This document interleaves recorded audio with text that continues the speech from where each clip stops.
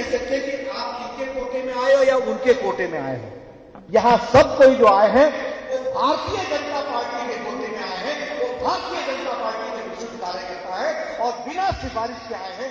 ये संभव है तो भारतीय जनता पार्टी में ही संभव है। ये हमको समझना चाहिए। ये हमारे वैल्यू सिस्टम का कारण है। हमारे यहां हम मांग नहीं करते, हमारे को दिया जाता है और जो जिसको मिलता है वो अभी आश्चर्य में पड़ जाता है कि पार्टी का सोचने का तरीका, समझने का तरीका, मूल्यांकन करने का तरीका कैसा है कि राष्ट्रीय अध्यक्ष मुझसे व्यक्तिगत रूप में मिला भी नहीं है तब भी मैं मनोनीत होता हूं। यह हमारे वैल्यू सिस्टम में से पार्टी निकल करके आई है, इसको हमको समझना चाहिए। हम एनसीपी के कार्यकर्ता नहीं है, हम कांग्रेस पार्टी के कार्यकर्ता नहीं है जहां पद एक है और 50 लोग विजिटिंग कार्ड लेकर के एक ही पद पर घूम रहे हैं। ये भारतीय जनता पार्टी है। अगर 6 महामंत्री होंगे तो 6 ही होंगे, अगर 12 वाइस प्रेसिडेंट्स होने हैं तो 12 ही होंगे। ये भारतीय जनता पार्टी में ही ये रीति नीति संभव है, इसको हमको समझना चाहिए। मित्रों, पिछले दिनों हम सब लोग संक्रमण काल से गुजरे और अभी भी गुजर रहे हैं। दुनिया मुसीबत में थी, दुनिया पशोपेश में थी, लेकिन हमें गौरवान्वित होना चाहिए कि हमारे पास नरेंद्र मोदी जैसा नेता पार्टी के लिए भी और देश के लिए भी उपलब्ध रहा, जिसने इस संक्रमण काल से देश की 130 करोड़ जनता को इससे बाहर निकाला और साथ ही साथ दुनिया को भी रास्ता दिखाया है। इसको हमको समझना चाहिए।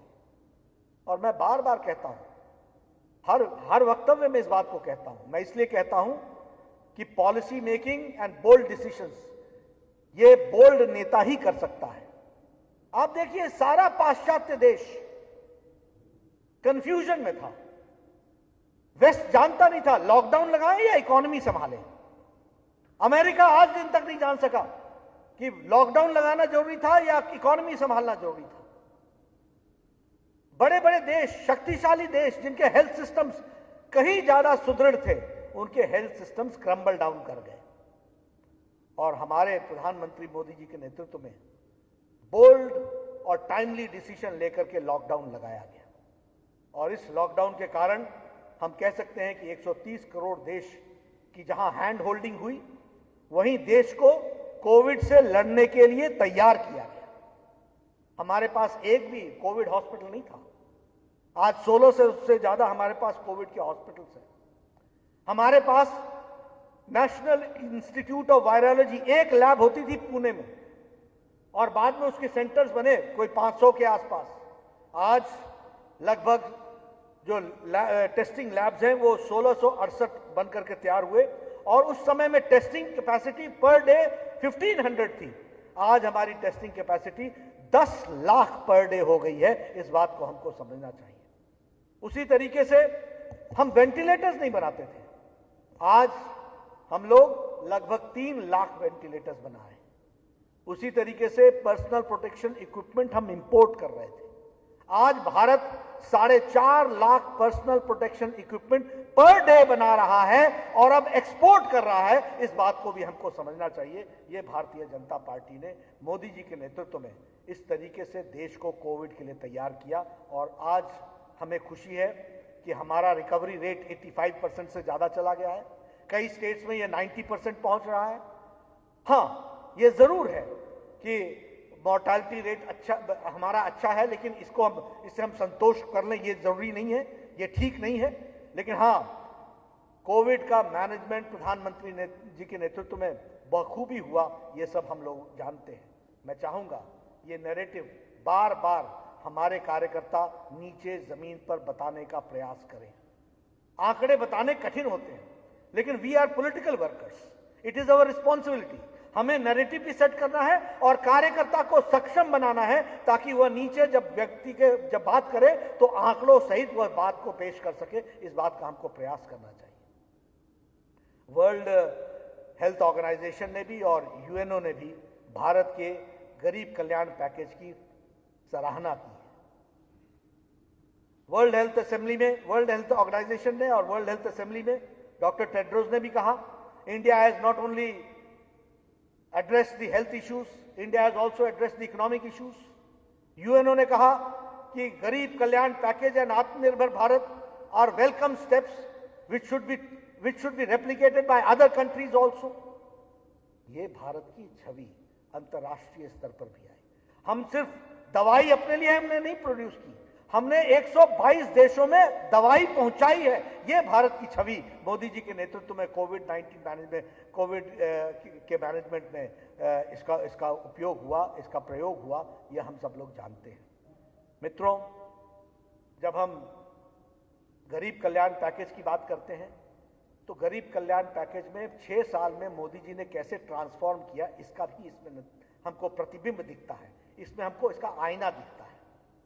20 करोड़ महिलाओं को 500 रुपए 3 महीने के लिए 1,500 रुपए पहुंचाना, इस देश में जहां 1986 में 85 में एक प्रधानमंत्री बोलते थे कि 1 रुपया भेजता हूं तो 15 पैसा पहुंचता है, उस देश में प्रधानमंत्री मोदी जी ने लॉकडाउन की अवस्था में बिना पोस्टमैन, बिना मनी ऑर्डर के 20 करोड़ बहनों के खाते में 1,500 रुपए पहुंचा करके 20 करोड़ महिलाओं को सशक्तिकरण किया। यह हमको समझना चाहिए। यह है परिवर्तन।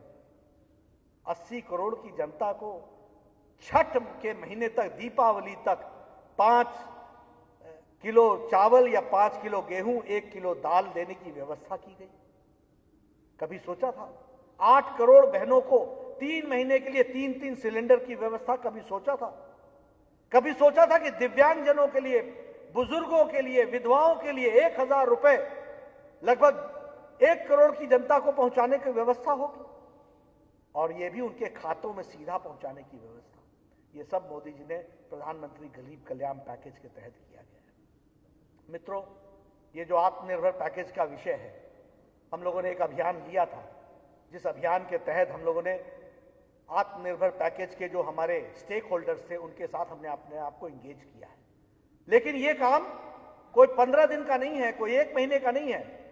मैं चाहूंगा कि चंद्रकांत दादा पाटिल आत्मनिर्भर पैकेज के विषय पर एक वर्कशॉप लगाएं और पहले प्रदेश के कार्यसमिति के सदस्यों को और बाद में जिला के कार्यसमिति के सदस्यों को, सबको आत्मनिर्भर पैकेज के डिटेल्स को समझाएं, ताकि वह समझ करके भारत की, महाराष्ट्र की जनता को समझाने का प्रयास करें।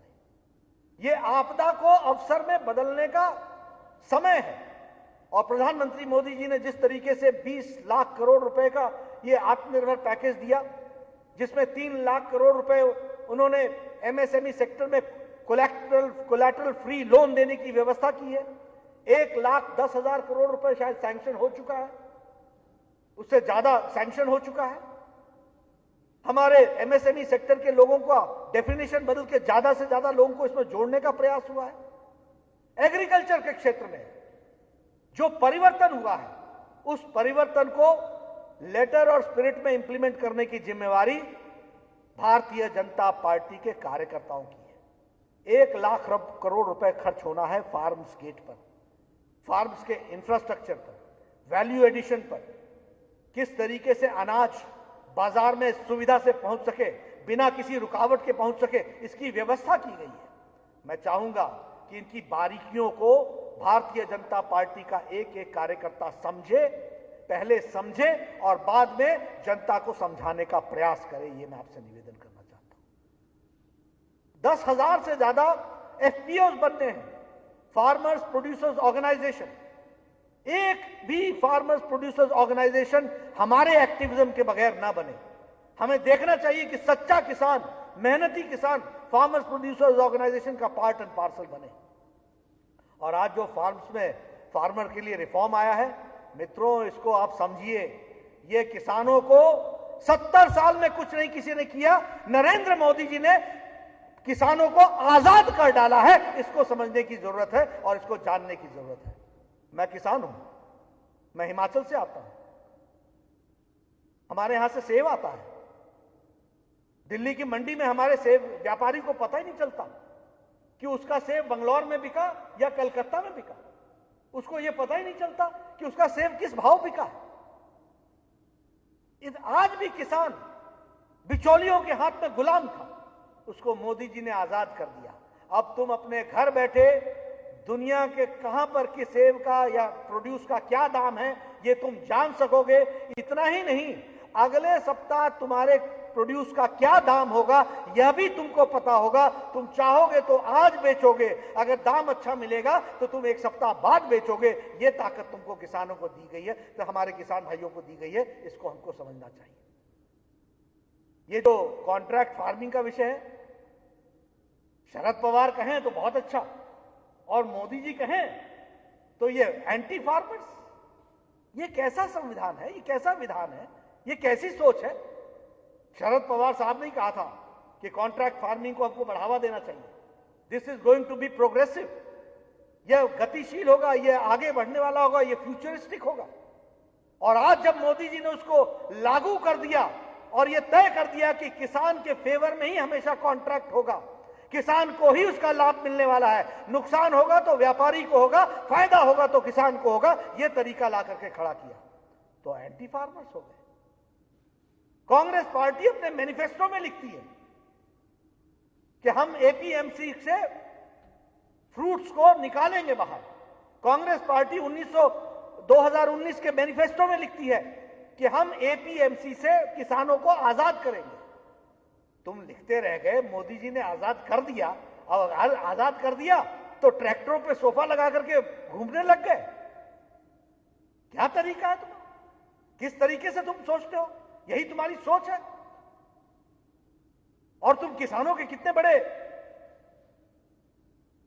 उनके प्रति सोचने वाले हो, यह बात जग जाहिर होती है। उनको कितना तुम अपने साथ जोड़ रहे हो, यह बात समझ में नहीं आती।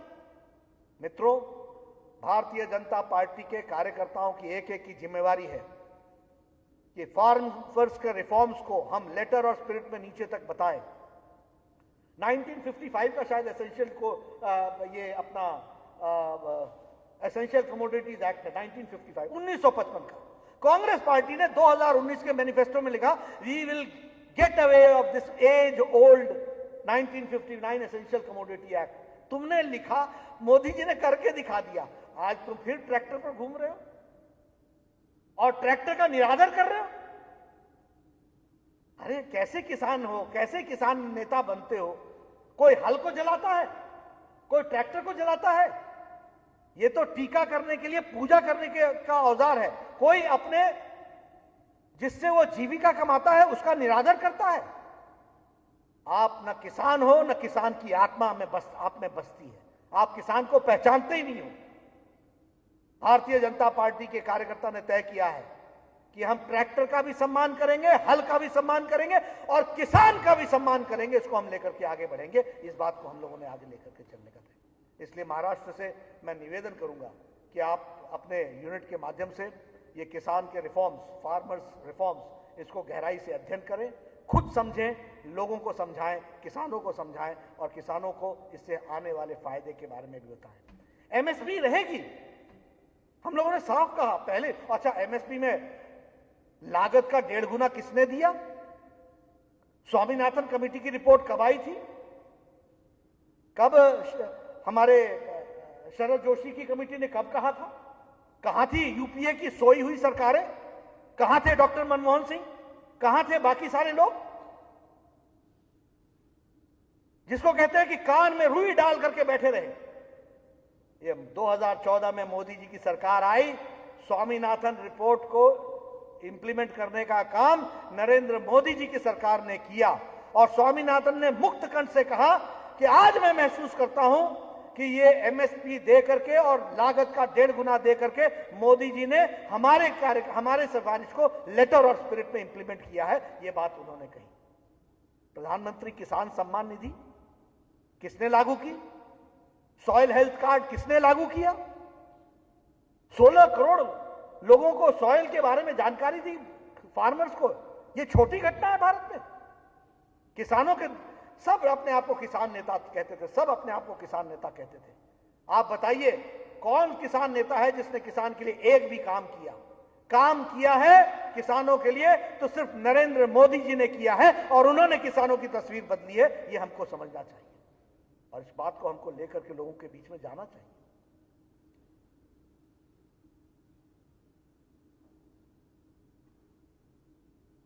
इस बात को लेकर के हमको बीच में जाना चाहिए। जहां तक एग्रीकल्चर प्रोडक्शन का सवाल है, हम एग्रीकल्चर प्रोडक्शन, अगर हम एग्रीकल्चर बजट की दृष्टि से देखें तो मुझे जहां तक याद पड़ता है कि आज 1,36,000 करोड़ बजट इसका बन गया है एग्रीकल्चर का, जो 12,000 करोड़ था, 12,000 करोड़ 2009-10 में था। आज मोदी जी ने उसको बढ़ा करके 1,36,000 करोड़ सालाना कर दिया है। ये बजट का विकास हुआ है, इसको हमको समझ, इट इज 11 फोल्ड में इसको बढ़ाया गया है। उसी तरीके से ये जो हमारे अपने प्रोडक्शन है वह भी बहुत तीव्र गति से बढ़ी, इकोनॉमी भी बहुत फास्ट गति से बढ़ी है। ये हमको समझना चाहिए, इसको हम लोगों ने करने का प्रयास किया है। मैं चाहूंगा कि एक अच्छा, हमारी तरफ से तो एक अच्छा पैम्फलेट गया ही है फार्मर्स के बारे में, लेकिन उसको महाराष्ट्र के अनुकूल बनाकर, महाराष्ट्र के डेटा को भी डाल करके, अपने आप पहले हमारा कार्यकर्ता उसको समझे, उसको अपना आत्मसात करें और बाद में महाराष्ट्र की जनता को भी उसके बारे में गहराई से बताए। ये मैं जरूर कहना चाहूंगा कि आप करेंगे तो अच्छा रहेगा। मित्रों, जहां तक विकास की दृष्टि से और विषय हैं, हम ये भी जानते हैं कि एक साल के अंदर धारा 370 से लेकर ट्रिपल तलाक से लेकर के CAA से लेकर के और भव्य राम मंदिर की भूमि का भूमि पूजन से लेकर ये सारे काम, कोई काम 500 साल पुराना एजेंडा था, कोई काम हमारा 70 साल पुराना एजेंडा था जो पूरा नहीं हो पा रहा था, लेकिन आपने मोदी जी को ताकत दी और मोदी जी ने पॉलिटिकल विल के साथ इन सारी चीज़ों को पूरा किया है। इसके लिए मैं बधाई देना चाहता हूं और हम सब लोगों को यह बात जनता के सामने बारंबार रखनी चाहिए, ये मैं कहूँगा। मुझे खुशी है कि महाराष्ट्र के यूनिट ने, सेवा ही संगठन है, इसमें भी बहुत अच्छा काम किया है। लगभग 2,30 लाख फूड पैकेट्स आपने बांटे हैं। आपने लगभग 42.5 लाख आपने राशन किट बांटा है। आपने लगभग 68 लाख फेस मास्क बांटे हैं। आपने लगभग 5,000 गांवों को सैनिटाइज किया है।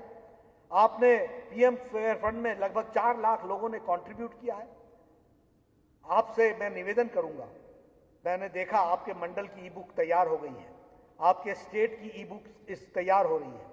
हम एक नेशनल ई-बुक बना रहे हैं और UNO की 9 भाषाओं में ट्रांसलेट करेंगे। ये दुनिया का वो डॉक्यूमेंट बनेगा कि अगर सरकार ने काम किया तो सरकार के साथ साथ एक भारतीय जनता पार्टी अकेली पार्टी थी जिसने सेवा ही संगठन के साथ समाज को जोड़ करके इस सेवा कार्य को आगे बढ़ाया है। यह एक डॉक्यूमेंट के रूप में हम पेश करने वाले हैं दुनिया के सामने। इसलिए मैं महाराष्ट्र की यूनिट को इसके लिए भी बधाई देना चाहता हूं। आप सब लोगों ने बहुत अच्छा काम किया है। मित्रों, मैं एक निवेदन आपसे यह भी करना चाहता हूं। हमारे यहां जब भी शिक्षा नीति में कोई बात होती थी तो कोहराम मच जाता था, आइडियोलॉजिकल डिफरेंसेस सामने आते थे। ऐसा लगता था जैसे पता नहीं यहां पर वैचारिक मतभेद क्या हो गया है। आपको जानकर के खुशी होगी कि नेशनल एजुकेशन पॉलिसी भारत में आ गई है और ये नेशनल एजुकेशन पॉलिसी 2020 2 लाख से ज्यादा सजेशंस के साथ आई है। मैं यहां धन्यवाद देना चाहूंगा प्रकाश जावड़ेकर जी को। आपके समय में इसका काम शुरू हुआ था जब आप ह्यूमन रिसोर्स डेवलपमेंट मिनिस्टर थे। आपने इसकी नींव रखी थी और आपने इसमें सजेशंस मांगे थे। मेरे आंकड़े सही होंगे शायद प्रकाश जी, 2 लाख से ज्यादा इसमें सजेशन आए। 50,000 से ज्यादा सजेशंस को इनकॉर्पोरेट किया गया और जब ये नेशनल एजुकेशन पॉलिसी आई तो सभी लोगों ने इसको एक ध्वनि मत से स्वीकार किया। समाज के सभी वर्ग ने, यह भारत की समग्रता की सोच मोदी जी के नेतृत्व में सामने आई है। सबका साथ, सबका विकास और सबका विश्वास दिखाती है। इसको हमको समझना चाहिए। मैं चाहूंगा कि आप सब लोग इस नेशनल एजुकेशन पॉलिसी को की गहराइयों को समझें, इसकी बारीकियों को समझें। मित्रों, हम अपने समय में हम विद्यार्थी परिषद का काम करते थे। मुझे याद है पीयूष गोयल जी, आपको याद होगा 1986 में राजीव गांधी प्राइम मिनिस्टर होते थे। हमने नेशनल न्यू एजुकेशन पॉलिसी की बात छेड़ी थी और हमने उस समय देखा कि सिर्फ 10+2+3, वो पहले 10+2+2 था, वो 10+2+3 हो गया। इसके सिवाय कुछ नहीं था। There was no change, it was only a cosmetic change which has taken place. लेकिन अभी की जो शिक्षा नीति आई है, हम लोग शिक्षा जगत से आए हैं इसलिए हम जानते हैं, यह भारत की शिक्षा नीति है, यह इंडिया की शिक्षा नीति नहीं है। मैं आपके सामने एक छोटी सी बारीकी रखना चाहता हूं। मैं स्वास्थ्य मंत्री था, मुझे नेशनल एलिजिबिलिटी एंट्रेंस टेस्ट इसको मोदी जी के स्ट्रॉन्ग इरादों को पूरा करते हुए मेडिकल का एग्जामिनेशन कराने की व्यवस्था की गई और मैंने इसको नेशनल एलिजिबिलिटी एंट्रेंस टेस्ट कराने का काम किया। बहुत विरोध हुआ, बहुत लोग विरोध में थे, लेकिन धीरे धीरे करके सबको हम साथ जोड़ते चले गए। हमने उसमें टेस्ट में एक बात रखी कि टेस्ट रीजनल लैंग्वेज में भी होगा। उस समय भी बड़ा विरोध हुआ, लेकिन कुछ स्टेट्स मान गई और धीरे धीरे क्या हुआ कि होड़ लग गई। अगर बंगला में हुआ तो उड़िया में क्यों नहीं, अगर उड़िया में हुआ तो असमिया में क्यों नहीं, अगर मलयालम में हुआ तो तेलुगु में क्यों नहीं, अगर तेलुगु में हुआ तो कन्नड़ में क्यों नहीं। और मैंने कहा कि सब भाषाओं में कराओ, जो जो मांग करता है करते चले जाओ। आज मालूम है नेशनल एंट्रेंस एलिजिबिलिटी टेस्ट का अंतर क्या आया है कि पहले डॉक्टर वो बनता था जो पब्लिक स्कूल में पढ़ करके आता था और जो सिर्फ इंग्लिश जानता था। आज डॉक्टर वो बन रहा है जो गांव के स्कूल से पढ़ करके रीजनल भाषा से आता है, वो डॉक्टर बन रहा है। ये अंतर आ गया है। इसलिए नई शिक्षा नीति नेशनल एजुकेशन पॉलिसी में पहली 5वीं क्लास तक medium of instruction regional language रहेगा। अपनी भाषा, जो भाषा घर में गांव में बच्चा बोलता है, उसमें उसको पढ़ने का मौका मिलेगा। इस शिक्षा नीति में अफोर्डेबिलिटी है। अफोर्डेबिलिटी का मतलब है कि किसी को भी शिक्षा का एक्सेस मिलेगा। इस शिक्षा नीति में एक्सेसिबिलिटी है। एक्सेसिबिलिटी का मतलब यह है कि वो उसको एक्सेस मिलेगा, वो उस शिक्षा ले सकेगा। इस शिक्षा नीति में फ्लेक्सिबिलिटी है। फ्लेक्सिबिलिटी का मतलब यह है कि मैं बायोलॉजी भी पढ़ रहा हूं, मैं मैथमेटिक्स भी पढ़ रहा हूं, मैं मैथमेटिक्स भी पढ़ रहा हूं और मैं म्यूजिक भी पढ़ रहा हूं, मैं म्यूजिक भी पढ़ रहा हूं, फाइन आर्ट्स भी पढ़ रहा हूं और इंग्लिश लिटरेचर भी पढ़ रहा हूं। ये फ्लेक्सिबिलिटी मिलेगी। और इसके साथ साथ एग्जामिनेशन वो नहीं होगा जो हमारे जमाने में होता था। हम एग्जामिनेशन देते थे। मैं आर्ट्स का स्टूडेंट हूं, मैं पोजीशन होल्डर हूं, ग्रेजुएशन में और पॉलिटिकल साइंस ऑनर्स में मैंने पास किया है और मैं पोजीशन होल्डर हूं। लेकिन एग्जाम कैसे देता था? 20 क्वेश्चन पढ़ लेता था और 20 क्वेश्चन में से कोई ना कोई 6 क्वेश्चन आते थे और मैं उनको एक तरफ से लिखना शुरू करता था। 3 घंटे में पेपर होता था, 6 होते थे और हमको वो 35-30 मिनट में हमको एक क्वेश्चन का पेपर का आंसर देना पड़ता था और हम एक तरफ से लिखते, 3 घंटे लिखते चले जाते और नंबर आते थे 65, 62। 10 दिन बाद कोई पूछ रहे तो भूल जाते थे, क्योंकि वो मेमोराइज करते थे और वॉमिट करते थे। आज का एग्जामिनेशन सिस्टम कैसा होगा? इसमें आपका एनालिटिकल कर्व की पहचान की जाएगी। आपको रट्टा नहीं लगाना पड़ेगा, आपको कॉन्सेप्चुअली क्लियर होना पड़ेगा, आपको डरना नहीं पड़ेगा, आपको कोई अपने बुद्धि पर बोझ नहीं डालना पड़ेगा। आपको कॉन्सेप्ट्स को क्लियर करना पड़ेगा और एनालिटिकल कर्व के माध्यम से आपको बढ़ना पड़ेगा और एनालिटिकल माइंड आपका कितना है ये उसमें से देखा जाएगा। मैं चाहूंगा कि इस शिक्षा नीति की भी बारीकियों को हम जरूर लोगों के बीच में लेकर के जाएं, उनको बताएं, उनको समझाएं। ये मैं आपसे जरूर निवेदन करूंगा। मित्रों, एक बात आपके साथ में शेयर करता हूं। जब हम कहते हैं ना आत्मनिर्भर भारत, जब हम कहते हैं ना स्वाभिमानी भारत, जब हम कहते हैं ना ताकतवर भारत, तो ये कहने के लिए नहीं कह रहे हैं। ये ठीक है कि हमारा चाइना के साथ कभी डोकलाम में स्टैंड ऑफ हुआ, कभी हमारा अन्य स्थानों पर स्टैंड ऑफ हुआ, फेस ऑफ हुआ, सब कुछ हम देखा है।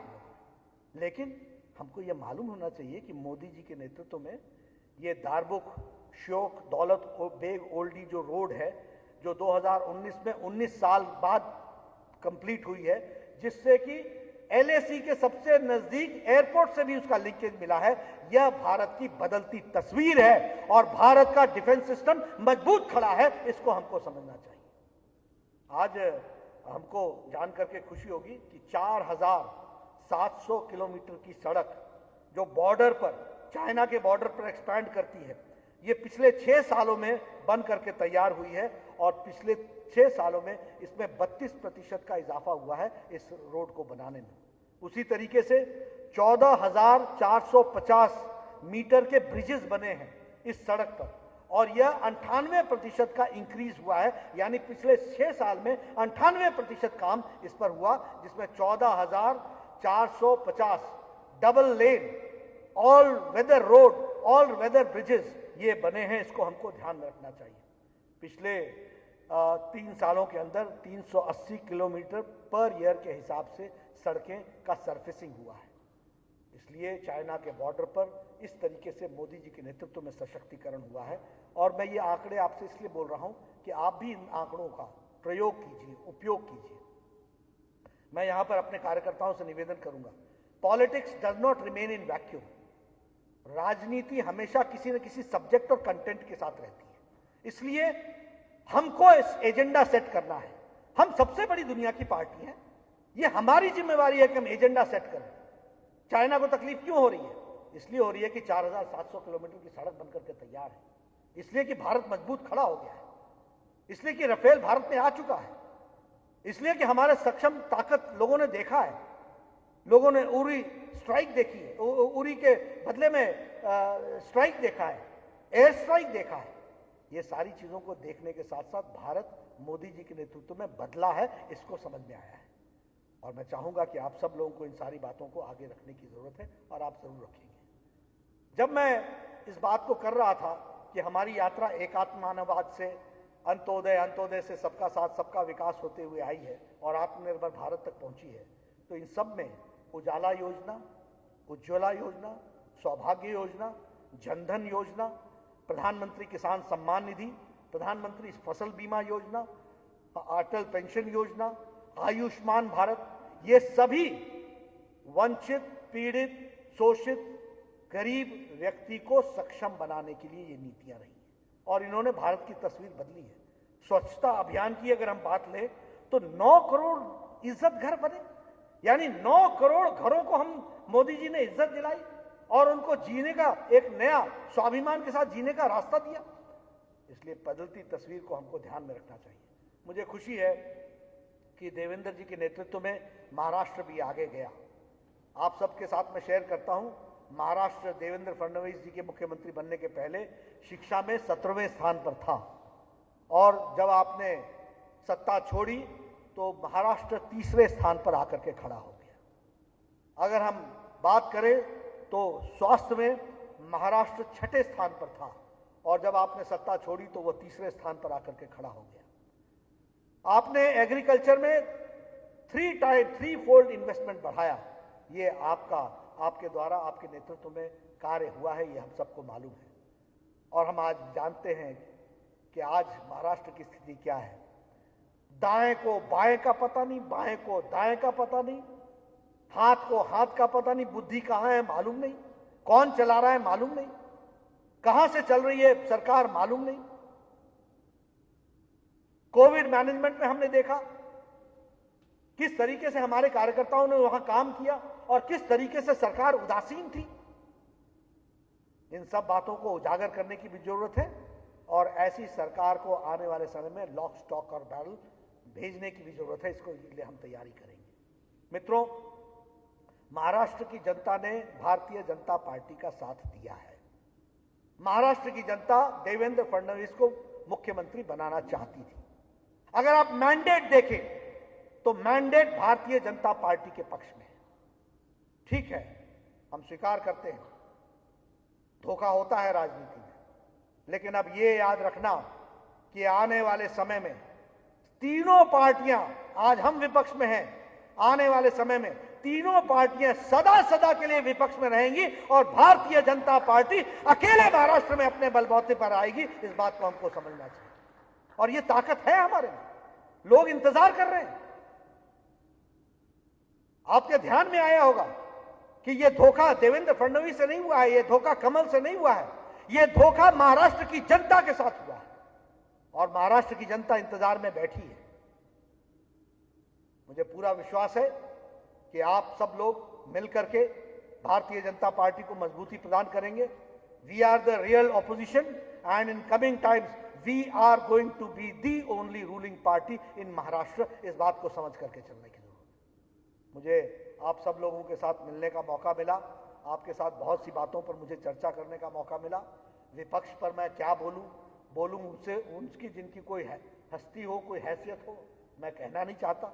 अच्छे माहौल में मैं अपने शब्दों में कोई अपशब्द लाऊं या कोई अच्छे शब्दों का प्रयोग न करूं, इसकी आवश्यकता नहीं है। आप सब जानते हैं भारतीय जनता पार्टी स्पष्ट नीति के साथ आगे बढ़ रही है, महाराष्ट्र में भी आगे बढ़ रही है। मोदी जी के नेतृत्व में देश आगे बढ़ रहा है, पार्टी आगे बढ़ रही है। हम सब लोग मिल करके सारी बातों को, सारी स्कीमों को जनता की सेवा में समर्पित करेंगे और उसके लिए हम कटिबद्ध रहेंगे। आप सब ने मेरी बात सुनी, आपका बहुत बहुत धन्यवाद।